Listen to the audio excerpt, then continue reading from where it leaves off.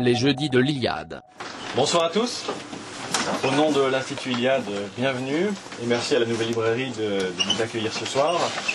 Nous allons avoir le plaisir d'écouter Ninon pour nous parler de Dostoïevski et qui va nous expliquer pourquoi il est nécessaire de lire Dostoïevski aujourd'hui et en quoi Dostoïevski peut nous apporter toutes sortes de pistes de réflexion pour notre époque.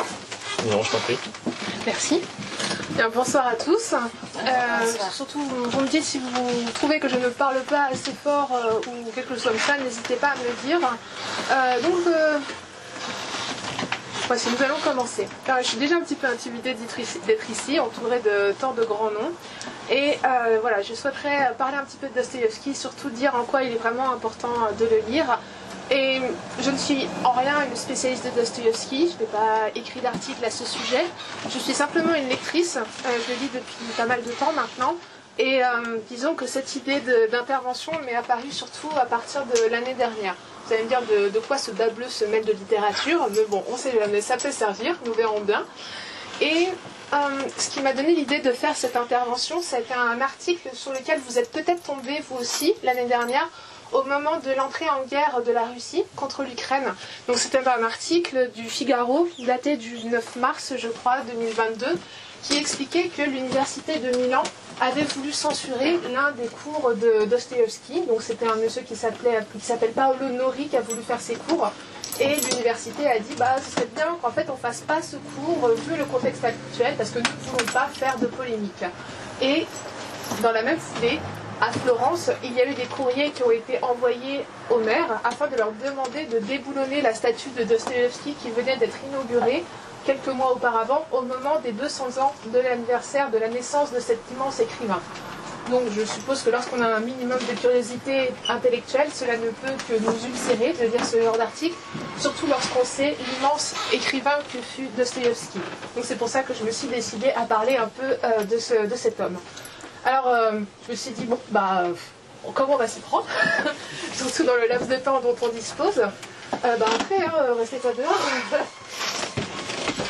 Et je me suis dit, tant qu'à faire, autant considérer Dostoïevski comme étant une sorte d'arbre qui fait partie de la forêt des grands écrivains. Vous m'excuserez cette petite métaphore quelque peu païenne, on ne se refait pas quand on a été à l'Iliade. Et, si vous voulez, je me suis dit que pour parler de Dostoïevski, parler de l'homme, parler de l'œuvre, parler de sa vie, parler de ses influences, tout ça est entremêlé. Donc je me suis dit, tant qu'à faire, autant considérer Dostoïevski comme un arbre. On regarde le tronc, l'écorce, on voit que c'est un peu rugueux, c'est sa vie finalement. Les racines, ça va être ses influences. Et enfin, le feuillage, les fruits, plutôt son œuvre. Donc dans le laps de temps dont on dispose, on va commencer par examiner un peu ce tronc d'arbre. Un peu pas très droit, plein d'anfractuosité, marqué par le temps, mais néanmoins très intéressant à examiner. Alors, on ne refait pas une ancienne étudiante en histoire, on va commencer par une mini-chrono de la vie de Dostoïevski, parce que rien que sa vie en elle-même, en fait, c'est un roman, quand on connaît un petit peu le personnage. Donc, ce brave Dostoïevski, Fyodor Mikhailovitch Dostoïevski, il est né le 11 novembre 1821 dans un hôpital à Moscou, là où son père travaillait en tant que médecin salarié. Et donc son père, ça va être la grande figure de son enfance, c'est un homme qui est assez un peu tyrannique, on va pas se mentir, et sa seule obsession, ça va être de faire en sorte que sa famille réatteigne le stade de noblesse que ses ancêtres avaient perdu. Ça va être son obsession, il va faire beaucoup de sacrifices pour ça, et il va exiger les mêmes sacrifices de ses enfants. C'est pour ça qu'il veut à tout prix que Dostoïevski rentre dans l'école d'ingénieur au génie civil pour, du coup, asservir ses desseins. Donc c'est ce qui va se passer. Donc avec son frère Mikhailovitch, ils vont aller dans un pensionnat, divers pensionnats qui vont les préparer à entrer dans cette école. Et donc c'est ce qui va se passer en 1837. Dostoïevski va rentrer dans l'école du génie. Donc dans la même année, malheureusement, il va perdre sa mère de la phtisie. Vous savez, c'est l'ancêtre de la tuberculose. C'est peut-être un peu pour ça d'ailleurs que dans la plupart des œuvres de Dostoïevski, on trouve toujours une femme qui meurt de phtisie. C'est assez inhérent à son œuvre. Et ensuite il passe le concours d'entrée, les études se passent très bien, et 2 ans plus tard, son père meurt, en 1839. Une mort très mystérieuse, ma foi. Certains vont dire qu'il a été assassiné par ses serfs, puisqu'il était trop tyrannique avec eux. L'autopsie révèle qu'il est mort tout simplement d'une crise d'apoplexie. On ne saura peut-être jamais vraiment ce qui s'est passé. Mais ça en dit long peut-être sur la mauvaise réputation et le caractère du père de Dostoïevski.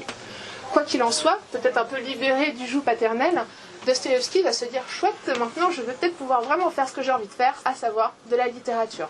En 1843, il va notamment écrire une traduction d'Eugénie Grandet de Balzac, donc ce qui montre déjà son influence et les influences qu'il a provenant d'Europe occidentale. Et donc, il va commencer à faire ses débuts sur la scène littéraire à Saint-Pétersbourg et rencontrer son tout premier succès littéraire avec Les Pauvres gens en 1846, donc c'est un véritable succès. Malheureusement, ça ne dure pas. Son second roman est un échec, Le Double, et il connaît la misère, la précarité, il a beaucoup de dettes, donc c'est un petit peu la dèche, on ne va pas se mentir pour lui.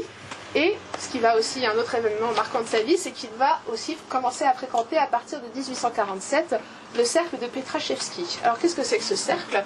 C'est du nom d'un monsieur qui s'appelle Petrachevski, qui est fonctionnaire au ministère des Affaires étrangères et qui tient un espèce de salon où l'on parle d'idées qui sont interdites par la censure, des idées subversives, considérées comme non, pas bien vues. Et bien ça ne fait pas un pli, puisqu'en 1849, le 1er avril, on a un espion infiltré qui va faire des premiers rapports sur ce qui se dit en fait dans cette réunion. Et le 23 avril, on a plus de 36 arrestations dont Dostoïevski fait partie. Et à partir du 16 novembre, donc ils comparaissent tous au tribunal et ils sont tous condamnés à mort pour avoir contribué à propager ces idées interdites. Et donc le 22 novembre, normalement, ils doivent être tous condamnés à mort, ils arrivent, ils doivent être tous fusillés et au dernier moment, eh bien, on a une grâce tsariste qui arrive pile poil au dernier moment. Donc c'était un simulacre de condamnation à mort qui, comme on peut s'en douter, va profondément marquer Dostoïevski. Et sa punition va être changée en travaux forcés. Donc il est condamné à 10 ans de bagne qui vont être changés en 5 ans puisqu'il est d'origine noble. Donc il va partir au fin fond de la Sibérie, à Omsk, donc pour faire ses travaux forcés pendant 4 ans. Après, il va être 5 ans en exil où il va être soldat dans un bataillon. Donc ces 4 années vont forcément profondément le marquer puisqu'on est à Omsk, on est au fin fond de la Sibérie, plus de 2000 km de Moscou. Quand on est en hiver, il fait moins 45 degrés. Quand on est en été, il fait 40 degrés tout court. C'est pas tout à fait le Club Med, on va pas se mentir. Donc après cette épreuve, lorsqu'il rejoint un bataillon durant son exil comme simple soldat, et il va rencontrer sa première femme, Maria Dmitrievna. Après, à l'issue de cet exil, ils vont revenir sur Saint-Pétersbourg. Ça y est, Dostoïevski est tout content, il va pouvoir se remettre à écrire, rejoindre la scène littéraire. Il écrit Le Souvenir de la Maison des Morts qui raconte un petit peu qui raconte même carrément ses années de travaux forcés au bagne. Et ça va être à peu près le seul épisode à peu près positif de sa vie, puisque les 2 revues qu'il va fonder vont être soit complètement en banqueroute, soit interdites par la censure. Il va perdre son frère aîné, Mikhailovitch, en 1864, qui lui laisse, il meurt en lui laissant sa femme, ses enfants, toutes ses dettes. Il perd également sa femme, donc c'est vraiment un épisode assez compliqué. Et il est complètement pris à la gorge, pris par les dettes, et au point même qu'un éditeur complètement véreux, Stelovski, je ne sais pas si vous connaissez cet épisode, va profiter de lui en disant, il profite complètement de sa détresse financière et dit, voilà, moi il n'y a pas de souci, je vous édite, je vous avance 3000 roubles, vous avez 1 an pour m'écrire un roman, mais par contre sachez que si vous ne rendez pas le roman dans les temps, moi, de mon côté, je vais avoir droit sur tous vos droits d'auteur pendant 9 ans et vous ne toucherez pas un copec. Ce qui, aujourd'hui, je pense, passerait pas très bien. Et néanmoins, premier réflexe de Dostoïevski, super, allez, je pars à l'étranger, je vais me ruiner au jeu. Ça va être une super solution. Donc néanmoins, il va revenir, il lui reste 26 jours pour écrire son roman. Il va embaucher une sténographe, Anna, qui va vraiment beaucoup l'aider. Et cette collaboration, en 26 jours, ils vont écrire un petit roman qui est le plus autobiographique de Dostoïevski, qui est Le Joueur. Et ils rendent évidemment le roman dans les temps. Et en 1867, Anna va devenir sa femme et va jouer un rôle vraiment important dans sa vie. Malheureusement, ce succès n'empêche pas le fait que les dettes sont toujours là. Malgré le fait qu'en 1866, il est déjà publié et édité Crime et Châtiment, qui fonctionne super bien. Donc on voit dans quel contexte il a réalisé déjà ce roman, dans une détresse financière et morale. Donc 1867, il y a tellement de créanciers. Dostoïevski risque la prison, donc ils doivent s'exiler, ils partent en Europe, donc ils vont partir en Allemagne, en Italie. Dostoïevski va énormément jouer, mais bizarrement ça va être aussi une grande période de créativité artistique, puisque l'Idiot va lui venir en tête, donc il va rédiger l'Idiot en 1868, et l'idée de roman Les démons, sur lequel nous reviendrons bien sûr, va déjà être écrit. Ça va très très bien fonctionner, puisqu'il va envoyer une première épreuve au messager russe, puis il dit bon bah ok, il a l'air vraiment très très bien ce roman, on vous paye en fait le retour en Russie. Donc c'est ce qui va se passer, il va pouvoir retourner en Russie, et là la dernière décennie de sa vie, 1870-1881, ça va être l'époque de la consécration pour Dostoïevski, puisque Les démons fonctionnent très très bien, c'est un véritable carton. Il écrit L'adolescent en 1875, bon, ça réussit un petit peu moins bien quand ça passe juste après Les démons. Et après, par contre, son chef-d'œuvre absolu, Les frères Karamazov. Il commence à y réfléchir à partir de 1878. Il se met vraiment en condition, au point qu'il va aller dans le monastère d'Optina pour rencontrer un starets, qui sera plus tard le personnage de Zosima. Et ensuite, allez, une fois qu'il finit la rédaction des frères Karamazov, on est fin novembre 1880, et il meurt fin janvier, ouais c'est ça, le 27 janvier 1881. Et on voit là que Dostoïevski avait déjà réussi sa consécration, puisque le cortège funèbre, ça va être presque comme Victor Hugo, on aura un cortège funèbre d'à peu près 1 km et 30 000 personnes viendront assister à ses funérailles. Sachant qu'auparavant, Dostoïevski avait vraiment marqué un grand coup, un grand succès, puisque peu de temps auparavant, il y a eu l'inauguration du monument Pouchkine, cet immense monument de la littérature russe qui a été inauguré. Et Dostoïevski a prononcé un discours qui a vraiment suscité un enthousiasme absolument délirant, qui est bien documenté, notamment avec la correspondance qu'il avait envoyée à sa femme à ce moment-là. Donc il faut que je surveille leur un petit peu ce qu'il fait moi, pour pas qu'on dépasse trop. Je ne m'enflamme pas, impeccable. Donc vous voyez, c'est un tronc d'arbre qui a connu quand même pas mal de difficultés. On voit il est un petit peu noueux, il a quand même subi pas mal de tempêtes, mais on voit qu'il était tout de même plus solide qu'il n'y paraissait, malgré le fait qu'il était frappé d'épilepsie. Et bien sûr, ça a énormément marqué sa vie. Et on le retrouve aussi dans son œuvre. Donc voici pour le tronc d'arbre. Maintenant, voyons un petit peu les racines dans lesquelles prend pied cet arbre. Donc, si on veut vraiment examiner attentivement ces racines, il faut se plonger un peu dans le contexte de la Russie du 19e siècle, qui est assez incroyable. Donc, pour résumer, on a déjà les idées des Lumières qui sont arrivées en Russie, avec la Grande Catherine, avec Pierre le Grand, le bâtisseur de Saint-Pétersbourg. Et disons que en Russie, c'est un contexte très particulier, parce que, alors qu'en France, il y a déjà pas mal de choses. Prenez la chaise, monsieur, restez pas comme ça. Oh non, c'est pas grave. J'en ai pas besoin, asseyez-vous. Donc d'un côté, on considère en Russie qu'il y a eu beaucoup de retard par rapport à l'Occident. C'est-à-dire qu'on a un espèce de complexe d'infériorité qui s'est mis en place. Ça, tout le monde m'entend toujours, c'est bon, on est bon. Et d'un côté, on a les occidentalistes dans les années 1830 qui disent non, mais on est vraiment trop en retard par rapport au reste de l'Europe, il faut qu'on reprenne le modèle de la Grande Catherine, de Pierre le Grand, et qu'on s'occidentalise à fond pour que la Russie puisse vraiment avoir la place qu'elle mérite. Et d'un autre côté, pareil, dans les années 1830, donc, sachant que les occidentalistes sont plutôt dirigés par Alexandre Herzen, et puis le célèbre critique Vissarion Bielinski, qui va être aussi un mentor pour Dostoïevski à ses débuts. Et de l'autre côté, on a un modèle qui est complètement inverse, donc c'est les fameux slavophiles. Les slavophiles disent, mais alors là vous avez complètement tort en fait, les réformes qui viennent d'Occident, elles ne nous ont apporté aucun bien, au contraire, donc il faut qu'on revienne à nos racines, qu'on assume notre identité religieuse, qu'on assume notre orthodoxie, qu'on s'appuie aussi sur nos paysans et qu'on laisse de côté ces occidentaux, ça ne vaut rien du tout. Sachant que dans la première moitié du 19e siècle, on a 3 tsars qui vont se succéder. On a Paul Ier, on a Alexandre Ier et Nicolas Ier, en gros entre 1801 et 1855. Et le peu de réformes qui ont été faites n'ont absolument pas abouti. À chaque fois, on a plus, au contraire, une espèce de répression qui va se mettre en place. Et par contre, à partir des années 1860, vous allez voir que ça va changer. Mais dans cette première moitié du 19e, on a des questions lancinantes qui ne sont absolument pas résolues et qui commencent vraiment à peser sur le moral de la Russie, notamment la question du servage. On fonctionne encore selon ce système durant toute la première moitié du 19e siècle. On veut aussi résoudre le problème de l'autocratie tsariste qui prend beaucoup trop de place. On voudrait remettre aussi un peu en question cela. On veut faire des réformes judiciaires également, des réformes agraires, des réformes industrielles, mais rien ne bouge. Donc c'est dans ce contexte que Dostoïevski va puiser ses premières ressources, va évoluer sur la scène littéraire lorsqu'il est jeune étudiant à Saint-Pétersbourg dans les années 1830. Et lorsqu'il est à l'école, lorsqu'il est aussi tout jeune enfant, son père avait un abonnement, ça s'appelle la bibliothèque de lecture, et il avait déjà très très jeune un aperçu des œuvres occidentalistes. Et donc on le voit beaucoup dans son œuvre encore, toutes ces influences. Donc on va dire tout de même quelques mots dessus, parce que c'est tout de même très intéressant, et en tant qu'Européen, on ne peut que y trouver beaucoup d'intérêt. Par exemple, faut savoir que les écrivains préférés de Dostoïevski en Occident étaient notamment allemands. Dans le romantisme surtout, il était un grand admirateur de Schiller.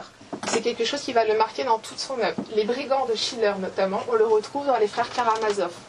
Il est aussi très grand admirateur des contes de Hoffmann, et on retrouve dans son œuvre exactement le même rapport au surnaturel. Donc pour petit rappel, les contes d'Hoffmann, c'est celui qui a écrit notamment Le Chamour, il a écrit aussi L'Homme au sable, il a écrit Casse-Noisette et Le Roi des souris. Donc il a un rapport au surnaturel qui est très intéressant, puisqu'il n'hésite pas à faire venir des créatures mystiques dans ses œuvres. Vous allez me dire, mais quel est le rapport avec Dostoïevski? C'est l'un des premiers aussi à mettre en scène toutes les formes que peuvent prendre la folie, toutes les pathologies criminelles aussi que l'on peut trouver au sein des personnages. Là, vous dites, ah oui, là ça fait écho à 2-3 personnages de Dostoïevski tout de même. Et aussi à faire intervenir des pulsions qui peuvent venir au cours de rêves. Sans oublier aussi d'autres éléments tels que l'apparition de fantômes. Ça, on le trouve beaucoup aussi dans l'œuvre de Dostoïevski. Bien sûr, il y a Goethe. Goethe, dans son rapport un peu avec le Faust, que l'on connaît bien, on trouve beaucoup de dimensions faustiennes dans certains personnages de Dostoïevski. On pense notamment à Stavrogin dans Les démons. Gros exemple. Aussi le rapport au suicide, au conflit avec Dieu. Donc le suicide aussi est une dimension très importante que l'on trouve dans les romans de Dostoïevski, et forcément dans Goethe. On pense évidemment aux souffrances du jeune Werther, on pense aussi au Faust, bien sûr, de Goethe. Donc on a tout ce romantisme-là qui a brassé la jeunesse de Dostoïevski, et on a le réalisme à la française. Donc incroyable aussi, Dostoïevski était un grand admirateur de Balzac. Comme je le disais dans sa petite biographie, il avait traduit Eugénie Grandet en 1843 et il considérait vraiment que Balzac était un pur génie. Dans la correspondance qu'il a entretenue avec son frère Mirail lorsqu'il était élève à l'école d'ingénieur, il lisait énormément Balzac, il disait qu'il avait tout lu et il disait que c'est un génie absolu parce qu'il est capable de créer toute une galerie de personnages, tout un véritable macrocosme, et en même temps d'être capable de décrire à l'échelle même de l'âme d'un personnage. Évidemment, c'est quelque chose que Dostoïevski était capable de maîtriser aussi à la perfection. Il était capable aussi, Balzac, dit-il, de voir à quel point, entre guillemets, l'Occident était perdu, puisqu'on avait une espèce de lutte entre l'ancienne aristocratie, qui était en train de céder le pas au grand ponte de la finance, comme si l'Occident était en train de céder au veau d'or et de devenir, il s'était soumis aux idoles. Et c'est aussi là, sur cette conception que s'ancre l'opinion de Dostoïevski sur l'Europe. Donc Balzac, qui a une place importante dans sa vie, il est aussi très admirateur de Victor Hugo. D'ailleurs, il était très content quand Victor Hugo lui a envoyé quelques petits mots. Ça lui a fait très plaisir. Donc Victor Hugo, il l'apprécie beaucoup parce qu'il a cette conception selon laquelle, même si un personnage atteint le plus bas qu'il soit dans l'échelle, même si il est soumis aux pires affres de la vie, il est quand même capable de se relever. On pense à Jean Valjean et on pense à pas mal de personnages de Dostoïevski aussi dans ce cas-là. Donc ce réalisme, entre ce réalisme et ce romantisme, ce qui est très intéressant dans l'œuvre de Dostoïevski, c'est qu'il a choisi de ne pas choisir. Il a été capable de mélanger les deux, à la fois de les faire se confronter dans une même œuvre. Et c'est ça qui fait sa force. C'est-à-dire que dans ses romans, on est capable de passer de considérations très sociales, description d'une société, mais en même temps, des grands thèmes, des thèmes presque exaltés en rapport avec la mystique, en rapport avec la religion, toute la philosophie. Donc tout ça s'imbrique parfaitement. Et c'est ce qui fait aussi la grande œuvre de Dostoïevski. Il ne l'a pas choisi, voilà, entre tout ça. Notons également que d'un point de vue un peu plus politique, il aime beaucoup George Sand. Vous allez me dire c'est quoi le rapport? Et pourtant, George Sand avait beaucoup la cote en Russie. Elle était très appréciée. Et elle a permis à Dostoïevski de découvrir les œuvres de Saint-Simon, par exemple, ce qui a influencé ses premières opinions politiques. Contrairement à ce qu'on pense, Dostoïevski a toujours eu la foi. Beaucoup considèrent qu'il a commencé à croire en Dieu, à se montrer vraiment croyant, à partir du moment où il a été au bagne. Or, il a toujours grandi dans une famille qui croyait en Dieu. Il y a toujours eu des icônes allumées dans sa maison. Il lisait très régulièrement les textes religieux, donc il avait vraiment une foi qui était profondément ancrée. Donc, George Sand, je disais, il était très admiratif. Et aussi, un petit côté aussi, c'est les mystères de Paris d'Eugène Sue. Il aimait beaucoup. Et il appréciait beaucoup déjà le système de feuilleton, système qu'il a utilisé toute sa vie pour diffuser ses œuvres. Et d'autre part, Eugène Sue avait cette capacité à décrire tous les bas-fonds de Paris. Le moins qu'on puisse dire, c'est que c'est quelque chose que Dostoïevski a été parfaitement capable de faire, notamment, on pense bien sûr, à Crime et Châtiment. Parlons de Crime et Châtiment, on va y passer, mais juste avant, vous pouvez vous rendre compte que ces racines, elles sont assez différentes de ce que l'on pourrait imaginer. D'abord, on voit quand même que l'Occident a quand même joué un rôle important, que ce soit d'un point de vue littéraire, mais aussi dans l'histoire de l'art. Il utilise des références à la peinture occidentale dans beaucoup de ses œuvres.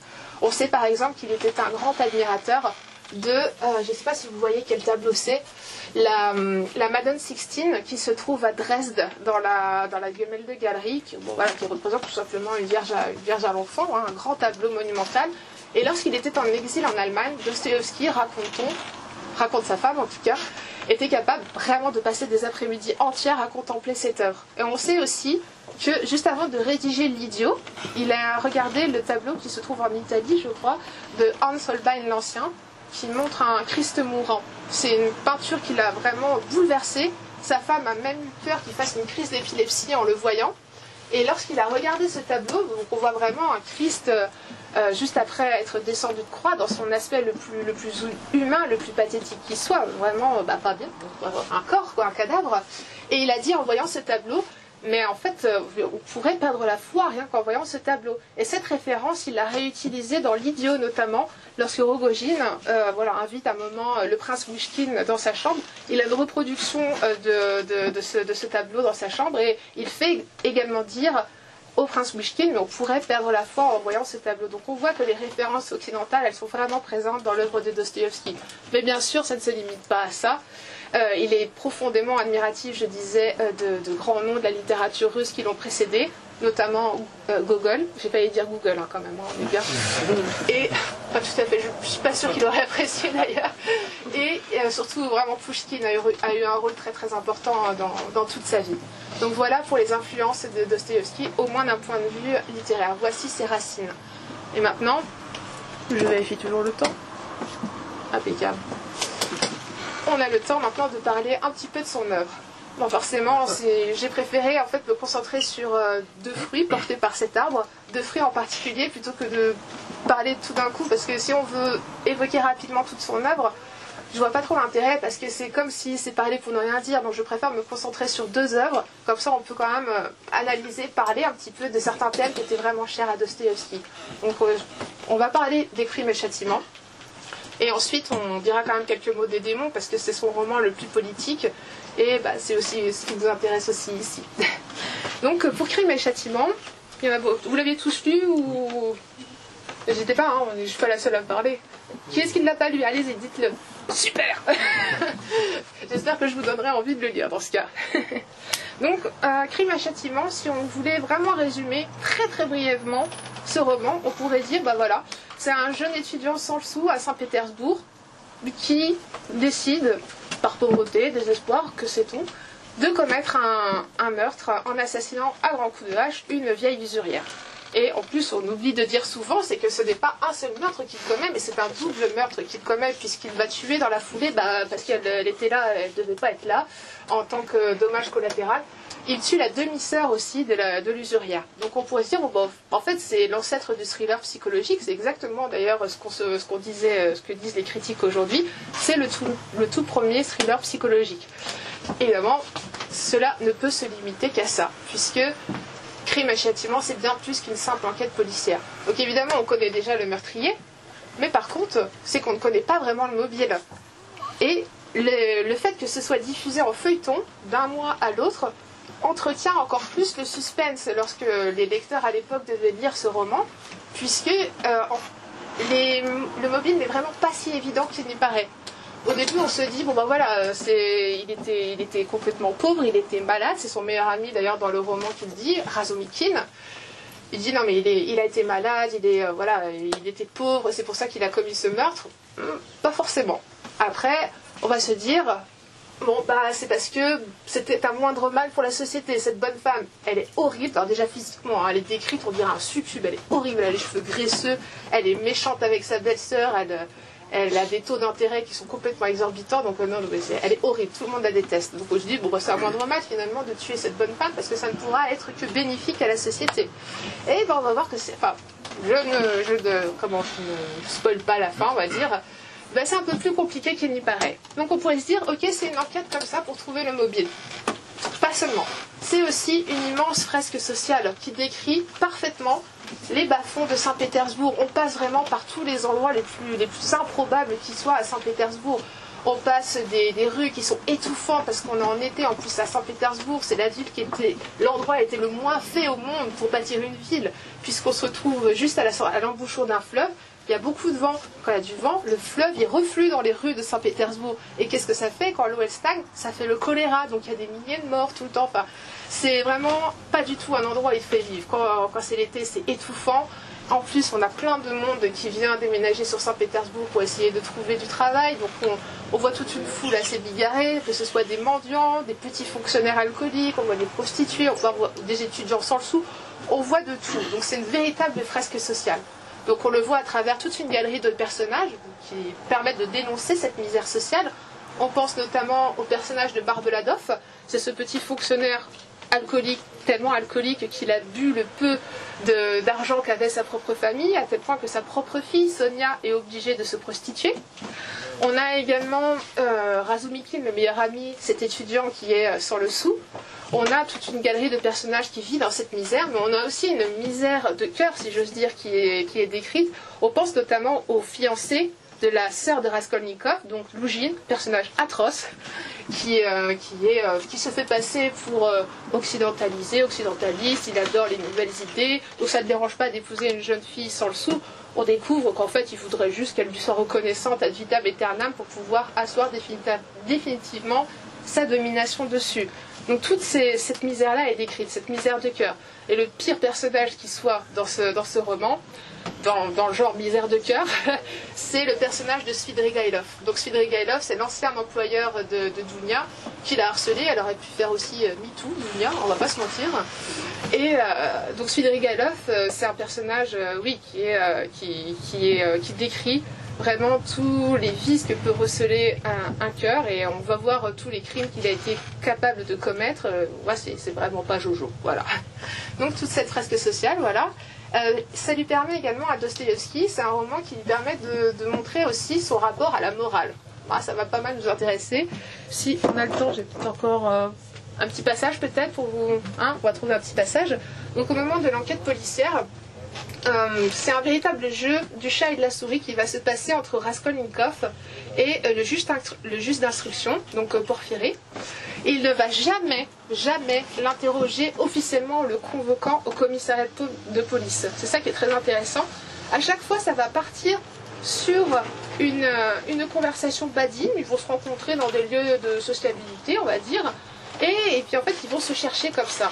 Et à un moment donné, Porphyri va dire à Raskolnikov, mais attendez, je suis tombée sur un de vos anciens articles là qui était très intéressant. Vous parliez de... Comment ça s'appelle déjà? Attendez, c'est le moment de trouver le passage.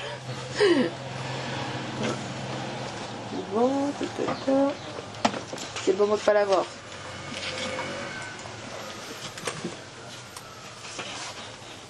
il a écrit un article, Raskolnikov, qui parle de le droit au crime de certaines personnes ou non. Et donc il va différencier la société en deux types de personnes. Mais vous avez catégorisé les hommes en deux personnes. C'est quoi les hommes ordinaires et extraordinaires? Donc, il répond, Raskolnikov, quant à mon classement des hommes en ordinaire et extraordinaire, je reconnais qu'il est quelque peu arbitraire, mais je n'insiste pas sur des chiffres précis. Donc il va catégoriser d'un côté l'inférieur, le suiveur, et de l'autre côté les hommes extraordinaires, voués à jouer un véritable rôle incroyable, tel Napoléon. Il dit, bon bah ceux-là on peut considérer ils peuvent s'affranchir de la morale ordinaire. Et ça, accessoirement, ça vous fait pas penser à quelqu'un? N'est-ce pas? Ce bon vieux Nietzsche. Et on peut considérer que Dostoïevski a marqué Nietzsche bien plus qu'il ne l'a dit, puisqu'il y a un petit passage dans le Crépuscule des idoles où Nietzsche dit, je ne l'ai plus tout à fait en tête, mais il dit quelque chose, c'est le passage dans les considérations d'un inactuel, dans ce chapitre-là. Il va dire, oui, alors, quant à Dostoïevski, c'est pour moi l'une des plus belles aubaines, c'est l'une pour moi de mes plus belles aubaines, en plus de Stendhal, et c'est le seul psychologue qui ait eu à m'apprendre quoi que ce soit. Et donc, il y a un passage aussi dans Crime et Châtiment qui a, je pense, beaucoup marqué Nietzsche, puisque, à un moment donné, Raskolnikov va faire un rêve, alors qu'il est à moitié délirant, et il rêve d'un souvenir d'enfance où il a vu un cheval, une vieille jument, se faire martyriser par le cocher. Ça vous fait pas penser à quelque chose, ça aussi? Nietzsche, encore une fois. Le jour où Nietzsche a perdu la raison dans les rues de Turin, c'est lorsqu'il a vu une vieille jument se faire malmener comme ça par son cocher. Donc on voit quand même que les écrivains russes ont quand même eu un petit impact sur notre bon vieux Nietzsche. Ça, c'était la petite parenthèse sur Nietzsche. Mais voilà, donc c'est ce thème des hommes, un peu la tentation du surhomme, c'est quelque chose que l'on retrouve déjà dans Crime et Châtiment. Et enfin, il y a aussi une autre obsession qui émane de ce roman. Ça va être un thème qui va être repris dans d'autres de ses romans. Ça va être l'innocence bafouée, c'est-à-dire le fait de s'en prendre à des enfants. Le viol d'enfants est quelque chose qui va revenir de façon assez récurrente dans l'œuvre de Dostoïevski. Le fait qu'on puisse s'en prendre à des enfants, pour lui, c'est vraiment le pire crime que l'on puisse commettre. Et ça lui a valu le fait d'être très critiqué. On lui a reproché de trop se complaire dans ce genre d'atrocité. Il a répondu que lui, il voulait montrer que le pire des hommes, capable de commettre ce genre de méfaits, pouvait parfois être capable de grandes choses, et inversement, un homme bon pouvait aussi commettre des méfaits absolument atroces. La rédemption, c'est aussi un thème qui est très important dans l'œuvre de Dostoïevski. Mais donc le fait de s'en prendre à la pédophilie est un thème sur lequel il a écrit et qui lui a valu d'être censuré, notamment dans un chapitre qui est célèbre et qui est dans l'œuvre que je vais vous parler maintenant, brièvement, si nous avons encore un petit peu le temps, c'est Les démons. Encore une fois, qui est-ce qui a lu, qui est-ce qui n'a pas lu? Alors vous demandez quoi? Lu ou pas lu? Qu'est-ce qu'il a lu? D'accord, impeccable. Encore une fois, impeccable. Donc pour bien comprendre les démons, il faut encore une fois se plonger un petit peu dans le contexte politique assez fascinant, mais très remuant, de la Russie de la deuxième moitié du 19e siècle. Donc je vous avais dit dans un premier temps, la première moitié, jusqu'en 1855, jusqu'à la fin du règne de Nicolas Ier, on est dans une époque vraiment très conservatrice et on refuse toute forme de réforme. Toute forme de réforme, oui. Et à partir du règne d'Alexandre II, les choses vont quand même se modifier. Au point même qu'en 1861 est annoncée officiellement l'abolition du servage. Donc beaucoup de réformes vont être mises en place. Grande industrialisation, on va construire des chemins de fer à travers toute la Russie. On va faire des réformes sociales, on va faire des réformes judiciaires, économiques, agricoles. Mais sans contrepartie. Et on voit que la misère, dans certains endroits, est encore pire qu'ailleurs, puisque les serfs qui ont été affranchis, on ne leur a proposé aucune alternative pour pouvoir s'en sortir, aucune contrepartie. Donc, finalement, la misère est décuplée. Donc, certains penseurs se sont dit, en fait, que ce soit occidentaliste ou slavophile, ça n'apporte rien. Il faut tout détruire. Bon, ça vous fait penser, du coup, à quoi?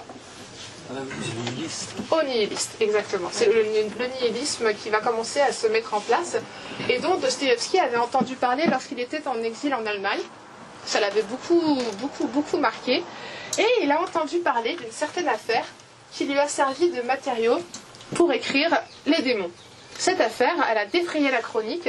C'est la conspiration qui a été menée par Sergueï Netchaïev.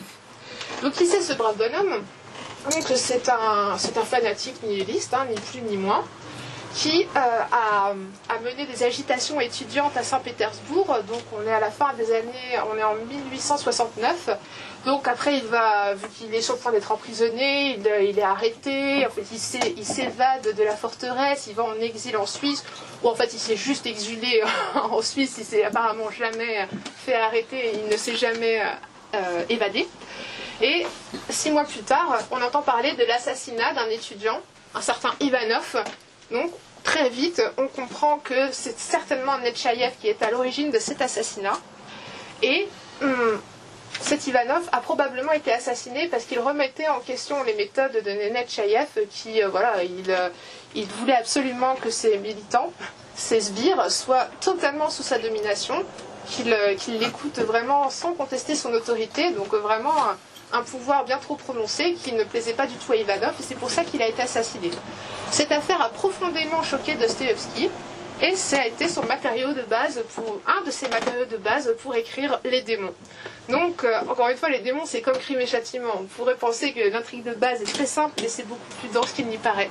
Donc on pourrait présumer cela à un groupe de révolutionnaires qui commencent à commettre des méfaits dans une petite province de la Russie. C'est même pas Saint-Pétersbourg, c'est une petite province de Russie. Et ils sont menés par un certain Piotr Stepanovitch Vergostinsky. Excusez-moi, je suis fatiguée. On va dire Piotr, voilà. Donc Piotr, c'est un peu le reflet de ce Netchaïev. Donc pour décrire les démons, je vais m'appuyer sur 3 personnages qui sont assez incontournables. Ça nous aidera un petit peu à voir les thématiques qui sont abordées par ce roman. Donc Piotr déjà.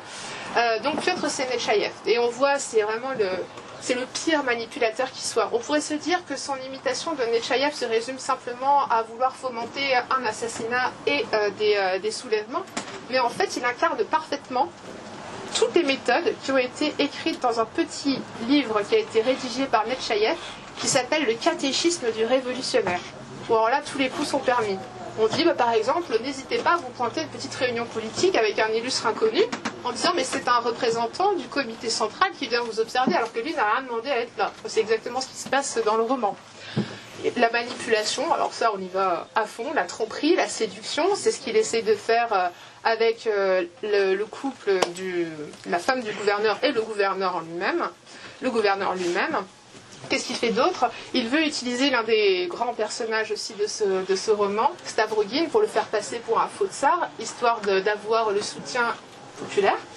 Il veut aussi entretenir les rancœurs populaires pour pouvoir permettre des soulèvements, c'est exactement ce qui se passe dans le roman. Toutes ces techniques-là sont parfaitement appliquées dans tout le roman, on le trouve en long, en large, en travers. Donc pour Dostoïevski, c'était vraiment la meilleure façon de dénoncer justement ce nihilisme en disant « Mais alors là, la Russie va droit à la catastrophe si jamais on les écoute ». C'est peut-être aussi en ça aussi qu'on considère qu'il est assez prophète, parce que voilà, déjà de dire « Non, mais si vous les écoutez, ça va vraiment partir en cacahuète ». Et c'est aussi une manière de montrer un conflit de génération, ce roman, notamment avec le personnage de Stepan, qui est le père de Piotr. Stepan, c'est un sacré personnage. Stepan, ça lui permet aussi à Dostoïevski de montrer un peu les limites de la génération des occidentalistes des années 1830. Parce que Stepan, c'est un intellectuel, mais qui n'a jamais vraiment écrit d'œuvre. Il est un peu infatué de lui-même. Il s'intéresse à la fois aux sciences, mais oh oui, non, mais je fais un petit peu d'histoire. Enfin voilà. Il a sa petite gloire comme ça, il est très occidentalisé, mais il a complètement perdu le sens du réel. Et c'est ce personnage qui permet à Dostoïevski de dire, voilà, en fait, c'est notre génération qui a créé cette génération de monstres. Et un petit clin d'œil aussi, ça montre aussi le talent satirique extraordinaire qu'avait Dostoïevski. Il utilise un personnage génial, Karmazinov. C'est un vieil écrivain, mais qui est totalement infatué de lui-même, qui pense que tout lui est dû, qui fait des conférences, qui pense que tout le village va venir, enfin, il est imbuvable. Et ce personnage, dans la réalité, n'est autre que son grand rival, Ivan Tourgueniev. Et c'est une satire vraiment très très caustique. Notamment, à un moment donné, on apprend que Karmazinov avait rédigé un article dans le roman où il parle d'un naufrage. Il dit à quel point il était dégoûté en voyant ce naufrage. Oh, regardez à quel point j'étais vraiment dégoûté, mais j'ai quand même aidé. Enfin, j'étais là, j'ai tout vu. Et bien en fait, c'est presque un petit peu la réalité, puisque Tourgueniev a écrit un article sur l'exécution un criminel qui était célèbre au XIXe siècle en France, un certain Troppmann. C'est celui qui avait commis l'assassinat complet d'une famille à Pantin. Ça avait défrayé la chronique. Et Tourgueniev a assisté à son exécution. Et il a insisté sur le dégoût que lui-même avait ressenti en voyant cette exécution. Et ça avait vraiment outré Dostoïevski, qui, lui, sachant ce que ça fait d'être sur le point de se faire exécuter, condamné à mort, il avait été outré en disant, mais en fait, on s'en fiche de ce que lui ressent, de son dégoût et tout. Il se dit, les deux étaient contre la peine de mort, mais il se dit, mais justement, on va essayer de te mettre à la place du criminel qui est sur le point de se faire tuer et pas tes sentiments à toi. Donc voilà, ça montre un peu les talents satiriques de Dostoïevski. Et ça montre aussi une autre partie, c'est que il se posait de grandes questions sur tout ce qui concernait la rédemption, le salut. Le pouvoir magnétique que pouvait avoir ne serait-ce qu'une personne. Et ceux qui ont lu Les démons savent forcément à qui je fais référence, c'est Nikolai Stavrogin. Ce qui est intéressant, c'est que ce personnage à la base devait être complètement à l'arrière-plan, ça devait être un personnage secondaire, mais visiblement il a tellement grossi dans l'imaginaire de Dostoïevski que c'est devenu une véritable clé de voûte de tout l'édifice du roman. Alors Stavrogin, qui est-ce ? Eh bien, c'est un noble, un aristocrate. Il est très très beau, il est très cultivé, mais c'est un débauché pur et dur. Enfin, dès sa jeunesse, il fait que des choses qui sont totalement amorales, embrasser à pleine bouche la femme d'un autre en public, tirer un vieux par le bout du nez, mordre à l'oreille le gouverneur sans raison apparente. Enfin, il n'y a rien qui va dans sa tête, mais vraiment, je veux dire, ça va pas du tout. Et en fait, plus le roman évolue, plus on s'aperçoit à quel point le personnage est vraiment complexe. Parce que si Piotr, celui dont j'ai parlé en premier, est le manipulateur en chef de tous ces révolutionnaires, on voit mais qu'il est totalement sous le joug de Stavrogin.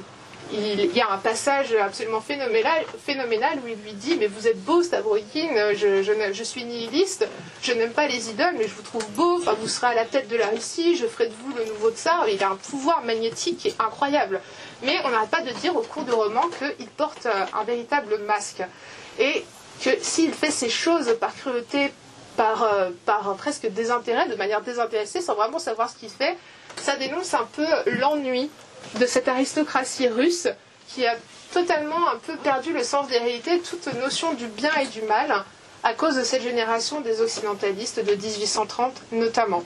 Et donc le personnage de Stavrogin, il montre aussi à quel point, voilà, il y a un côté très luciférien en lui, il est vraiment magnétique. Et il va être dénoncé, ou au moins, en fait, il va faire tomber le masque. Il y a au moins 3 personnages qui vont voir sous le masque. Ça va être Maria Leviatkin, avec qui il entretient une relation très particulière, mais bon, ça je vous laisse le plaisir de lire le roman pour voir ce qu'il en est. Et donc Maria Leviatkin, c'est une folle en Christ, hein. On considère qu'elle est diminuée mentalement, elle est boiteuse, elle est un peu laide, elle est totalement mystique. Et elle lui dit, mais en fait, vous êtes un imposteur en fait, vous n'êtes pas vraiment celui que vous prétendez être, vous n'êtes pas un prince, vous êtes vraiment un démon. Et 2 autres personnages qui sont, à mon sens, les plus touchants de ce roman, ça va être Kirillov et Chatov. Donc Kirillov, comment décrire ça?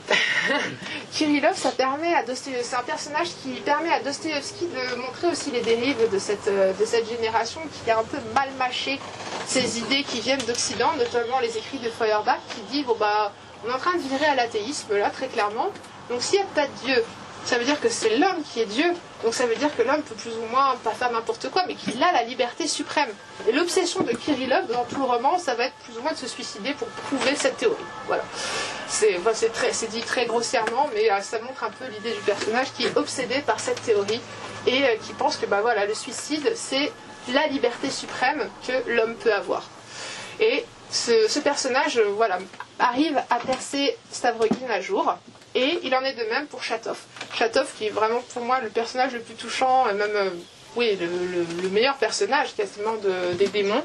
Donc lui, on considère qu'il représente plutôt les slavophiles, c'est-à-dire que ça a été un fourriériste qui a été déçu, et donc on voit qu'il est en train de virer slavophile, mais vu qu'il a perdu ses premières convictions, à savoir le fourriérisme, il essaye d'y croire, en fait, il essaie d'avoir la foi orthodoxe, mais on voit qu'il a du mal. Donc ces deux personnages-là montrent un peu cette génération, pas en déperdition, mais qui se cherche un peu, qui cherche de nouveaux idéaux. Voilà, toute cette galerie de personnages permet à Dostoïevski d'aborder tous ces thèmes. À nouveau, le bien et le mal, la rédemption, le rapport à Dieu. Et on a un autre personnage aussi, Shigaliov, j'ai failli l'oublier celui-là. Très intéressant, Shigaliov, puisqu'il dit, c'est un théoricien, qui dit, bon ben voilà, à la base moi j'étais un démocrate, je veux que tout le monde ait la liberté, enfin c'est important, sauf qu'en fait de mon sens ça ne marche pas. Si on veut si on veut un paradis sur terre, il faut, dans ses écrits, à un moment dit-il, il faut qu'il y ait 9/10 de la population qui soit asservie à 1/10. Il faut l'égalité totale, la soumission totale, pour que nous puissions, il faut les maîtriser complètement, il faut qu'ils nous donnent leur liberté pour pouvoir véritablement accéder au bonheur. Et cette théorie, elle va être reprise dans le roman immense des frères Karamazov, avec notamment Le Grand Inquisiteur. Donc, sacré roman aussi. Mais ça, je vous le laisserai pour les questions, parce que je vois que le temps passe très très vite. Donc j'espère que l'examen un peu de cet arbre, de ce tronc d'arbre un peu rugueux, avec des racines bien ancrées et des fruits incroyablement riches, dont vous avez eu un aperçu avec ces deux œuvres, vous donneront envie de lire Dostoïevski et permettent aussi de répondre à cette question, pourquoi lire Dostoïevski ? Déjà, parce que d'une part, c'est par sa vie, on voit que c'est un roman qui mérite d'être lu.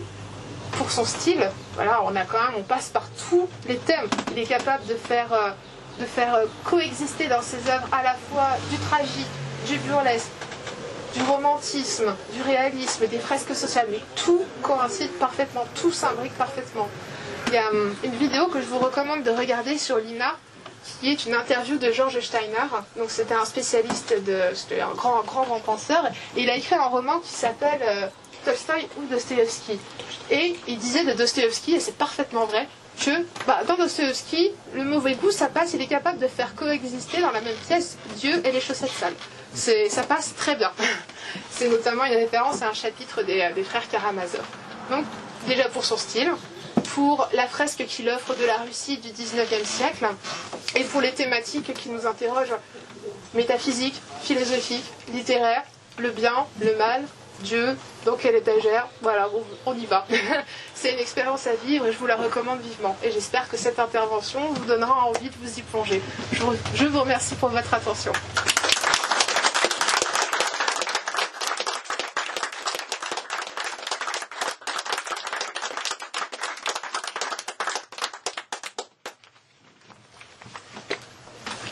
Question ?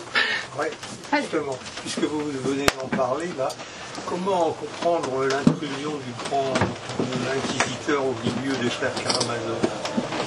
Vous me posez une colle parce que vous connaissez la réponse. Je ne connais pas la réponse, j'ai été assez surpris de découvrir ça. C'est très, très, très intéressant, très, très déroutant. Quand on lit Le Grand Inquisiteur ? Non, quand on lit les frères Karamazov, oui. on retrouve le grand inquisiteur là qui s'invite en quelque sorte dans le débat. Pas forcément, parce que pour recontextualiser, donc les frères Karamazov, ça a été l'occasion pour Dostoïevski de faire un petit peu un livre dans le livre, c'est-à-dire d'inclure le chapitre du Grand Inquisiteur. Le Grand Inquisiteur, c'est un chapitre qui fait quoi, qui dure à peu près 20 pages. Pour recontextualiser, c'est un dialogue qui a lieu entre les deux des frères Karamazov. Donc on a Alyosha, le cadet, qui est un prêtre, mais un jeune novice. Ouais, il représente la religion en Russie. Et son frère aîné, Ivan. Donc Ivan, c'est la figure de l'intellectuel nihiliste que l'on trouve en Russie à cette époque, qui se débat avec ses propres conceptions du bien et du mal. Et donc à un moment s'ouvre un dialogue entre les deux, et Ivan lui dit mais tu sais, j'ai écrit un poème, je l'ai intitulé Le Grand Inquisiteur, est-ce que tu veux que je t'en parle justement, ça parle de la religion, bon d'accord. Et là, on se retrouve face à l'un des trucs, des écrits, mais les plus incroyables qu'on ait jamais lus. La première fois, je l'ai lu, j'ai rien compris à ce que je lisais, mais j'étais quand même assez soufflée. La deuxième fois, je l'ai lu, j'ai dit ah ouais, quand même. Et c'était avant-hier. Et le Grand Inquisiteur, qu'est-ce que ça raconte? C'est un espèce de poème sur lequel, d'ailleurs, c'est pas un poème, c'est une histoire de... C'est comme un conte, en fait, qui a été... sur lequel Dostoïevski a passé énormément de temps. Il a passé tout un automne à l'écrire. Et qu'est-ce que ça raconte, ce poème? On se retrouve au temps de l'Inquisition en Espagne, donc au XVIe siècle. Oui, bon, il y a le 15e, mais bon, là, il dit c'est le 16e, on va dire, c'est bon, hein, bon, ça va. Hein. Et donc, on a des bûchers qui sont en train de flamber partout. Je crois que c'est dans Séville, en fait, que c'est décrit. On a des hérétiques qui brûlent, mais bon, on a à un moment donné, donc, le Grand Inquisiteur qui se balade parmi ses ouailles, et donc, tous le saluent. Et apparemment, c'est à ce moment-là que le Christ décide de faire son grand retour sur Terre. Après 1500 ans que la chose était promise, si vous voulez. Et donc le Christ revient de manière assez discrète, il fait quelques miracles, il ressuscite une petite fille, il soigne un aveugle. Bon. Donc forcément le cardinal en entend assez vite parler, et qu'est-ce qu'il fait? Il le fait arrêter, et il le colle en prison. Et il va lui rendre visite.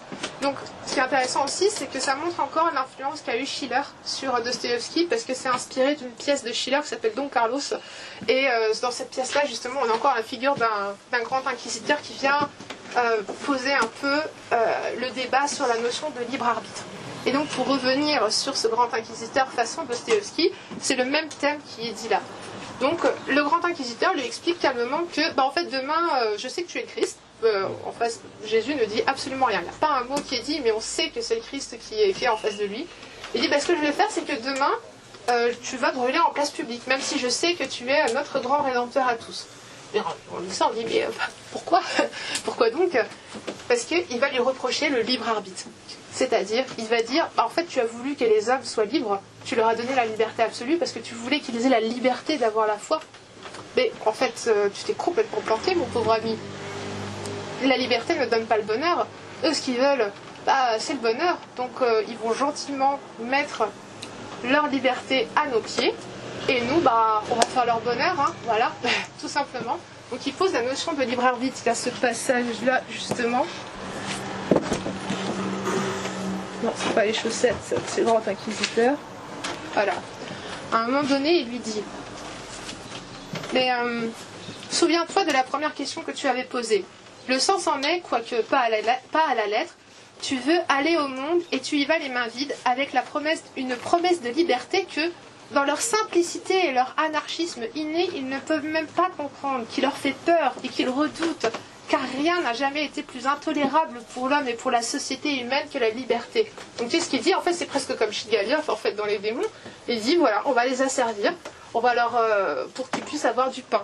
Et pour évoquer cela, il va utiliser un passage de la Bible dans lequel le Christ a été soumis à Satan pendant 40 jours dans le désert. Il a été soumis aux 3 tentations. À un moment, Satan lui dit, voilà, qu'est-ce que tu préfères pas ce que tu préfères, mais vas-y, si t'es le Fils de Dieu, transforme la pierre en pain. C'est une manière pour dire, voilà, vous préférez peut-être le pain, c'est-à-dire, pas les plaisirs, mais les nécessités matérielles et physiques, que les nécessités ou la gloire, pas la gloire, mais des considérations plus religieuses. Et donc la notion de pain, c'est-à-dire le fait de pouvoir ne serait-ce qu'aussi manger à sa faim, c'est quelque chose qui est dénoncé par l'inquisiteur qui dit ils veulent manger, donc en fait ce qu'on va faire c'est qu'on va leur ôter leur libre arbitre, comme ça au moins on est sûr qu'ils pourront manger à leur faim. Voilà, c'est un passage du grand inquisiteur et il n'est pas surprenant de le voir dans les frères Karamazov, parce que c'est peut-être aussi une manière pour lui de dénoncer ce qui peut arriver à la Russie un jour.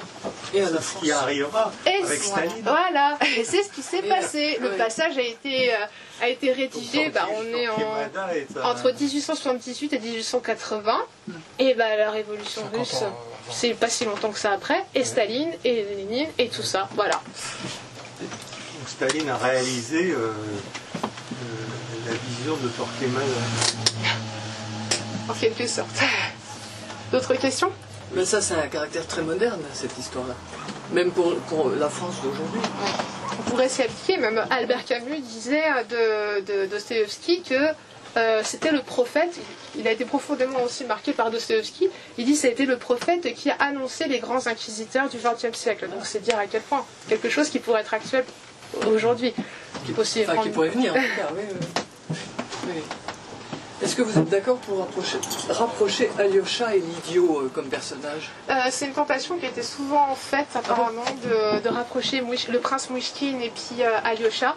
C'est vrai qu'on y voit beaucoup de similitudes. Donc le héros de l'idiot, donc le prince Mouchkine, est considéré comme étant parfaitement innocent. Mais presque du début à la fin, même s'il est soumis aux turpitudes de la vie de Saint-Pétersbourg, il ne va jamais perdre, sauf à la fin, il en devient fou, il ne perd jamais vraiment son innocence. On voit qu'Alyosha, il a une grosse crise spirituelle en fait tout au long. On voit les trois frères ont des trajectoires très différentes. Alyosha va rester un peu comme ça, mais il va réussir à maintenir le cap. Mitya, donc l'aîné, on considère que c'est le symbole de l'homme russe, donc ancien, c'est l'aîné des frères. Il a été officier dans l'armée et donc retraité très jeune. Il se vautre un petit peu dans la fange, il est un peu dans la débauche. Bon, il fait 2-3 trucs pas très avouables. C'est un Stavrogin en beaucoup moins pire, puisque lui, par contre, il a la voie de la rédemption. C'est-à-dire qu'il commence très très bas, il va très très haut. Alyosha reste comme ça. Et par contre, Ivan, il commence tout en haut. Voilà, les considérations intellectuelles, on va dire qu'il est au top d'un point de vue mental, physique, ça va bien. Enfin, puis après, quand sa raison commence à dégringoler, bah là, c'est la dégringolade aussi pour sa trajectoire à lui. C'est vrai on trouve beaucoup de similitudes entre Alyosha et le prince Mouchkine, mais je pense que les trajectoires sont peut-être pas tout à fait pareilles. Vous avez une question au fond? Oui, il y a deux choses. Il y a une première chose. Je crois que un des trucs caractéristiques de Dostoïevski, de plus en plus absent de l'art aujourd'hui, c'est la dialectique. C'est un ressort narratif chez lui, de faire opposer deux points de vue. Oui. Et on voit malheureusement que ça n'existe plus. On soit pour ou contre une idée. Dostoïevski a cette chose assez impressionnante. Peut-être penser de ça. Dans son actualité, pourquoi il faut lire Dostoïevski? C'est peut-être quelqu'un qui arrive à mettre ensemble des contraires. Bien sûr, c'est que dans la plupart de ses romans, Dostoïevski n'hésite pas à utiliser un dialogue, donc des personnages au point de vue opposé. Il utilise des personnages au point de vue opposé, même si ce n'est pas son point de vue à lui en tant que Dostoïevski, c'est-à-dire qu'il n'est pas d'accord avec le point de vue de ce personnage-là, notamment les nihilistes, mais il dit bon, c'est pas grave, je vais quand même expliquer toutes vos théories, je vais vous laisser dire en fait tout ce qui constitue votre théorie. Et moi de mon côté je vais vous prouver que vous avez tort. Donc c'est là-dessus aussi qu'il est très très fort, et c'est quelque chose évidemment que l'on retrouve pas trop aujourd'hui dans la littérature actuelle. On comprend pourquoi ils veulent déboulonner, parce que c'est plus la vision du monde de mettre des choses opposées ensemble. Et c'est quelque chose, il se basait aussi énormément sur la raison.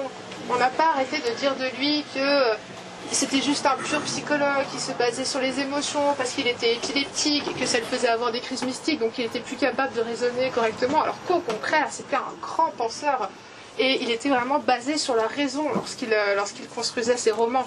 Alors qu'aujourd'hui, forcément, on le voit, tout est basé uniquement sur l'émotif. Il n'y a plus possibilité de créer un quelconque débat, on part uniquement sur de l'émotif. Donc voilà. Vous avez une deuxième question, excusez-moi, madame. Il y avait une deuxième, je crois. Je m'interroge aussi sur les branches, pour reprendre votre métaphore de l'arbre, sur les branches françaises de Dostoïevski.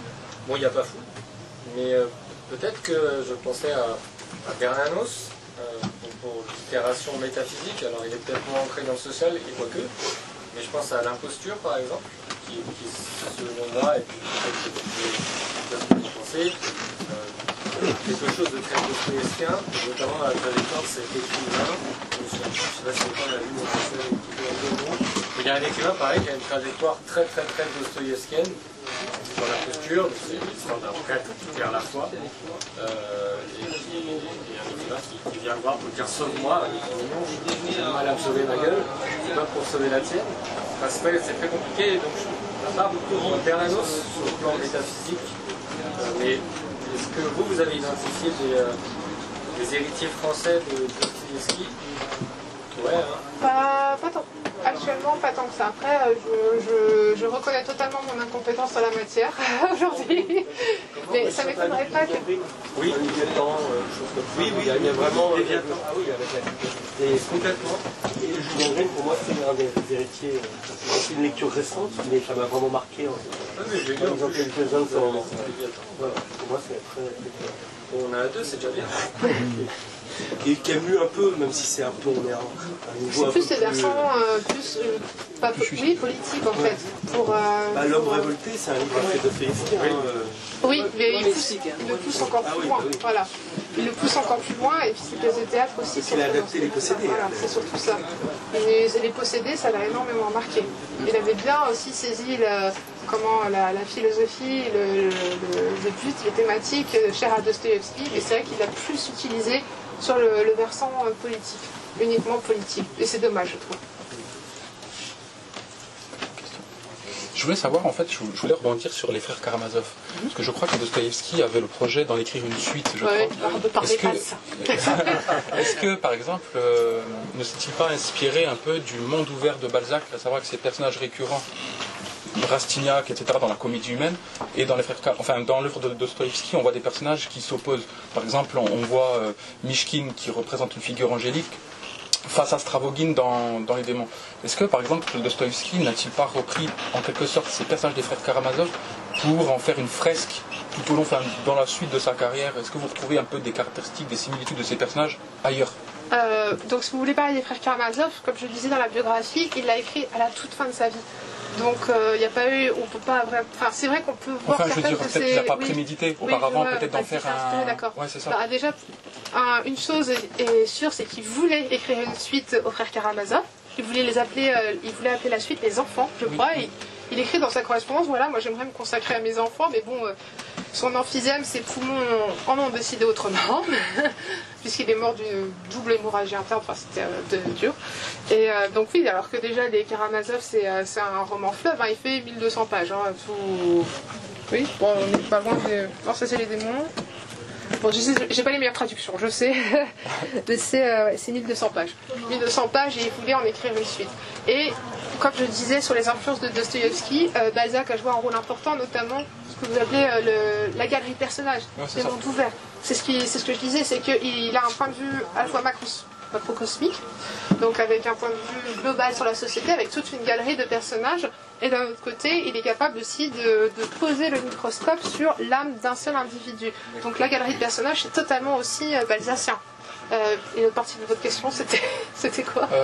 C'était effectivement l'influence de Balzac, peut-être dans son œuvre, peut-être depuis le début de sa carrière, il avait peut-être l'ambition de créer effectivement ce monde dans lequel évoluent les personnages, oui, à travers les affres de leurs âmes, les questions métaphysiques, oui. le rapport organique à la Terre, à la Russie aussi. Est-ce que ça, c'est quelque chose qui l'a peut-être affecté? Oui, je pense. C'est comment? Déjà, il a traduit Eugène Grandet. Il a lu le Père Goriot. Et il était profondément persuadé aussi, comme Balzac, qu'il fallait à nouveau vraiment un rapport organique à la Terre. Il considérait, comme Balzac, que l'Occident était perdu parce que passé aux mains de la finance. Mais c'est ça en fait qui est contradictoire parce qu'il s'en inspire beaucoup. Oui, il s'en inspire beaucoup. Mais en même temps, quand on lit, je crois que c'était dans Notes d'été, Impression d'été, quand il voyage en Allemagne, etc., c'est là aussi il est en proie un petit peu à ses vieux démons, mais en même temps il refuse tout ce que l'Occident lui a apporté en tant que mal, mais il en prend le meilleur. L'Occident, en fait, les rapports entre Dostoïevski et l'Occident, c'est un peu je t'aime moi non plus. Ouais. C'est-à-dire qu'il est profondément marqué par tout ce qui concerne la littérature, la philosophie aussi, pas la politique, il prenait pas tout. Le saint-simonisme, par exemple, il était d'accord parce qu'il a toujours été entre guillemets social-chrétien, jamais athée, jamais ni jamais voilà. Et d'autre part, l'histoire de l'art aussi, comme je le disais. Mais voilà, quand il a été en exil à Dresde, en Allemagne même, en Italie, mais surtout en Allemagne, sa femme écrivait qu'il était insupportable. Il était complètement aigri contre l'Occident. Alors qu'il était parfaitement capable de parler l'allemand, il a toujours refusé de parler allemand quand il était en Allemagne. Là, la France, on n'en parle même pas. Pareil pour ça, ils ne supportaient pas de vivre en France. Donc voilà, ils se sont rendus compte, c'est comme on est tous éloignés, loin de nos patries, et on se dit qu'on n'a jamais autant manqué notre pays que quand on est loin du pays justement en question. Donc c'est aussi cet exil qui l'a conforté dans son idée que déjà sa place à lui, elle était en Russie, et que la Russie avait quand même quelque chose à apporter de son côté. Oui. Non. Oui. Je sais que c'est difficile quand on fait une conférence, à exposer sur une œuvre aussi importante, de parler de tous les livres, mais vous auriez pu parler peut-être aussi des notes du sous-sol, qui est un peu la préface un peu au grand roman par la suite. Je crois qu'il écrit les notes du sous-sol juste avant Crime et Châtiment. Est-ce qu'on ne pourrait pas dire qu'une des grandes thématiques de Dostoïevski, c'est la, vous parlez du grand inquisiteur, c'est la protestation contre ce que Baudelaire appelait les entrepreneurs en bonheur public qui veulent imposer un bonheur parfait, aseptisé, où tout est contrôlé par des médecins, par des technocrates, etc. Je vais être tout à fait honnête, mes souvenirs des carnets des souterrains sont très très lointains, mais ce que je me rappelle déjà, c'est qu'il utilise une voix totalement anonyme, le narrateur est totalement anonyme, et les lecteurs ont été très surpris de cette œuvre. Déjà, elle a été écrite dans un contexte très particulier. Il l'a écrite effectivement juste avant Crime et Châtiment, mais il l'a écrit au chevet de sa femme qui venait juste de mourir, c'est-à-dire qu'il y avait le lit funéraire là, et puis il a commencé à écrire ses notes à côté de sa femme mourante. Et dans les notes du sous-sol, il y a une qui m'a fasciné, c'est qu'à un moment donné, le personnage, je ne l'ai plus vraiment en tête, mais qui dit « je préfère mon mal de dents, ma souffrance, à votre bonheur » et qui va... il y a une certaine jouissance dans la souffrance. Oui, c'est-à-dire dans la que souffrance, qui est malgré tout une forme de liberté. Ça franchit de ça, oui. Oui, ça il le met beaucoup en avant. Il le met aussi cette espèce oui, pas de jouissance dans la souffrance, mais le fait de souffrir, de râler de souffrir et d'être content de râler de souffrir. En gros, c'est plus ou moins ça.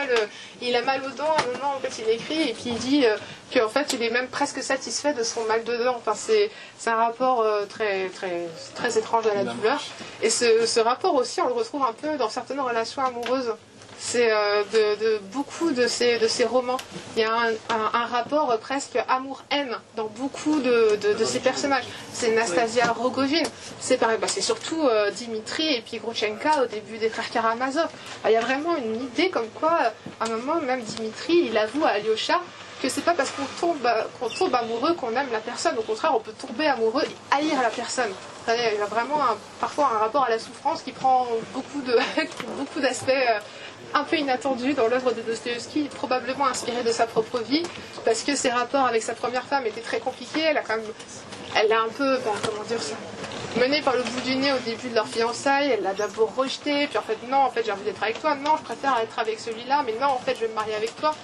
Et voilà, il était totalement soumis à ça, il est toujours un peu entre deux feux, et c'était pareil pour sa maîtresse, la fameuse Polina Suslova, avec qui il a entretenu une relation extrêmement passionnée, et que la légende dit qu'elle l'a quitté pour un Français ou un Espagnol. Ce serait peut-être pour ça qu'il n'aimait pas la France. C'est une autre affaire. Voilà. Bon, je voulais seulement ajouter, merci pour la présentation, c'était excellent. Merci. Et cette idée de la liberté, je trouve que c'est très intéressant et très pour notre temps maintenant avec les Covid, vous savez mieux que moi, surtout en France. Et cette idée de la liberté aussi de tuer notre père, voire Dieu. Donc, cette idée de Ivanka et dans les frères Karamazov, tuer les parricides, la tentation parricide, et cette idée de si Dieu est mort, tout est permis. Que c'est aussi en réponse à un monsieur, c'est un dialogue avec dans ma tête, et avec Nietzsche. Et j'adorais votre idée de harpe. Et je crois que j'aimerais ajouter seulement l'influence de Dostoïevski sur Kierkegaard, qui pour moi c'est le père de l'existentialisme danois. Et voilà, seulement ça. Merci beaucoup. Merci. Et désolé pour mon accent. Le parricide, c'est quelque chose qui a un peu hanté Dostoïevski toute sa vie. Je ne veux pas faire de la psychologie de bas étage, mais comme je disais, dans son enfance, il a eu un rapport à son père qui était extrêmement compliqué, parce que son père était quelqu'un d'extrêmement autoritaire, d'extrêmement strict, qui voulait imposer ses vues à ses propres enfants. Partout. Pour quelqu'un qui, comme Dostoïevski, qui était autant épris de littérature, ça lui a beaucoup pesé. On raconte qu'il aurait dit, mais je voudrais qu'il meure en fait mon père, je voudrais qu'il meure, et c'est ce qui s'est passé. Il s'en est énormément, il s'en est beaucoup reproché. Et peut-être aussi le parricide, l'idée de parricide dans les frères Karamazov, ça vient aussi de là. Et c'est aussi, les frères Karamazov, une manière de dire, le parricide, c'est qui est-ce qui va tuer la Russie le premier, enfin, c'est qui est-ce qui a envie à ce point-là de tuer la Russie? Est-ce que c'est l'homme russe qui est incarné par Dimitri? Est-ce que c'est l'intellectuel nihiliste? Bon, et puis Alyosha, évidemment, n'a rien à voir avec ça, puisque c'est la religion, et que la religion orthodoxe étant russe, il ne peut pas s'en prendre à son père. Voilà. Ce qui est étonnant sur ce sujet-là, c'est après en termes purement littéraires, le temps que ça prend pour qu'ils arrivent à flinguer, ça prend des centaines de pages, et là c'est là qu'on voit le côté. C'est des romans policiers, en fait. Pas Karamazov, c'est un roman policier. Il y a un peu je me souviens il y a une ellipse, où là on me dit, mais non, mais quand est-ce qu'il va crever? Vraiment, il ment avec 3 petits points en plus. On a envie de lui dire, c'est d'or, tu te fous de moi. Il y a 3 petits points, mais il y a vraiment en plus, grâce à la construction de ça, ça rehausse la force du parricide. Il arrive tellement tard, quand il arrive sur le plan de cette fameuse culpabilité qui bouffe les personnages de Dostoïevski et du coup les lecteurs, on est d'autant plus impacté. C'est aussi un redoutable bâtisseur d'intrigue. Il y a le côté shakespearien aussi dans Dostoïevski. Dostoïevski était un grand admirateur aussi de Shakespeare, vous faites bien de lui faire penser à le dire. C'est-à-dire que quand on lit Dostoïevski, on a l'impression que parfois ces scènes sont bâties exactement comme sur une scène de théâtre, avec tous les personnages qui se rejoignent sur la même scène. Et on a des intrigues tout à fait shakespeariennes où on sent clairement, à la façon de Macbeth, que les personnages principaux vont droit dans le mur, vont droit à la catastrophe. Ça met un temps infini à y arriver. On se dit, oh non, mais finalement, il va s'en sortir, il va pas faire ça, machin. C'est exactement comme Raskolnikov dans Crime et Châtiment. On se dit, non, mais il a failli tuer, mais en fait, non, mais en fait, tous les astres sont alignés pour qu'il tue. Enfin, voilà, c'est exactement le même principe dans les frères Karamazov. C'est que ça met du temps, on se dit, mais non, mais finalement, il va pas tuer. Et puis, finalement, si. Voilà, il y a un côté tragédie où c'est totalement inexorable et on peut pas échapper à son destin. Et je vois le rosé, donc il a souvent été adapté au théâtre.